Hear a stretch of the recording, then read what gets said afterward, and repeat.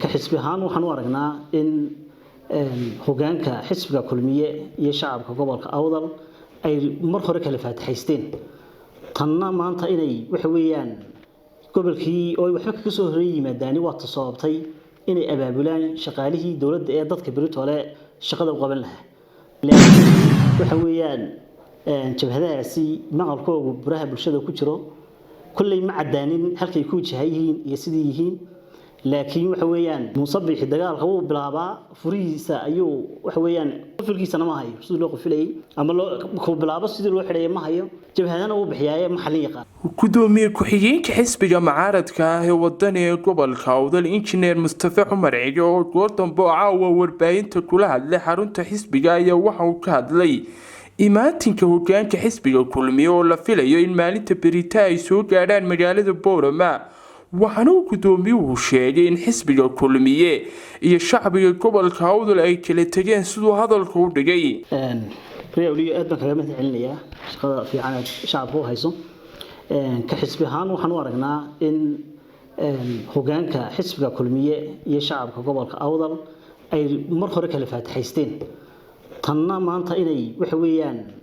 قبل كي أو وحنا كسهري مداني واتصابتي إني أبابلان شغاله دولة ضد كبرت ولا شغل قبلها taasi oo shaqaalaha heerka shaqaalaha ee wax weyn constitution kama uu dhigayo in qodobkiisa 8aad xarafkiisa ta in shaqaalada dawladeed una ku biiri karin kana mid noqon karin xisbi siyaasadeed ama arrimo siyaasadeed ama ku mimi karin hawlo siyaasadeed oo socda taasi waxaan shacabka gobolka awdal u iftiiminaynaa in soo dhaweynta beritooda dhacaysay shaqaalihii xukuumadda ee kulmiye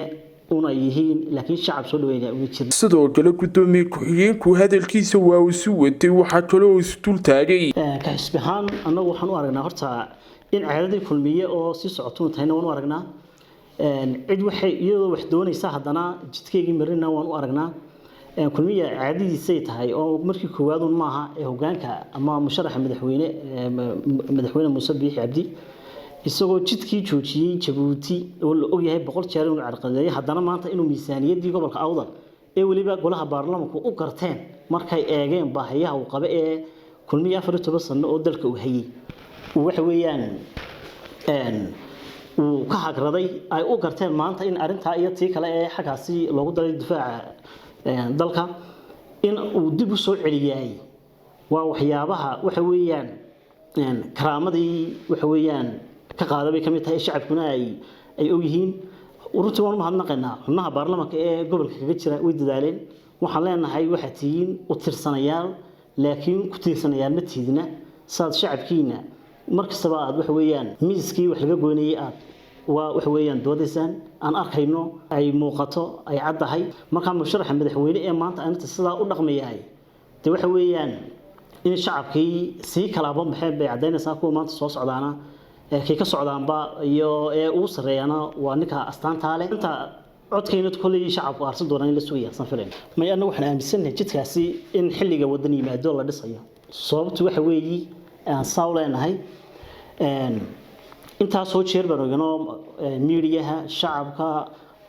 intaba ay marxad ka yihiin in xukuumadda kulmiye kala tira magaca Soomaaliya iyadoo ognahay berberayna ka socdaan waxa weeyaan mashaariicdii yariiso kolba geed ay soo gabadaanba laakiin tan maanta ay shaaciyeen ee warqadda baraha bulshada laga arkay waxaan u arkaynaa tashan diversion u yahay in shacabka maadaama oo Jabuuti iyo iyaga xukuumadda maanta jirta waliba hogaanka shacabka Jabuuti iyo shacabka Somaliland wadada walaalaha wax wada qabsada laakiin se hogaanka maanta xukuumadda kulmiye xurguf dhaxmartay awgeed waxa weeyaan oo uga baqayaan xiriirkoogii uu yaraado taasa keenaysa baa la oran karaa tan maanta la keenay laakiin kaasi jidkiisu haysta xilligiisuna imanaya uma maleemayaan inuu kulmiye hirgelinayo injineer mustafa cumar cige gudoomiye ku-xigeenka xisbiga mucaaradka ee wadaniga gobolka awdal waxa uu ka jawaabay hadal dhawaan ka soo yeedhay madaxweyne Biixi ana horta ka xisbi ahaan waxaan u aragnaa in dalku nabad yahay geeska Afrikada na barina aan kula dhaqmayno nabad aan kula dhaqmayno laakiin waxa weeyaan jabhadaasi maqalkoodu buraha bulshada ku jiro kullay ma cadaanin halkay ku jahayeen iyo sidii yihiin laakiin waxa weeyaan musabbix dagaalka uu bilaabaa furiisa ayuu waxa weeyaan ma qofilkiisana ma hayo sidoo loo qofilay ama loo ku bilaabo sidii loo xidhay ma hayo jabhadana uu bixiyay maxalli yaqaan cidii markaas waxa weeyaan waxay isku diidaan ama gobolkii ama dadkii wax ka tirsada haday baxaan madaxweynaha xal baa looga baahan yahay marka anuu ka xisbi ahaan in cidii Soomaaliland ee ka carootay habdhaqanka iyo dawladda maanta jirta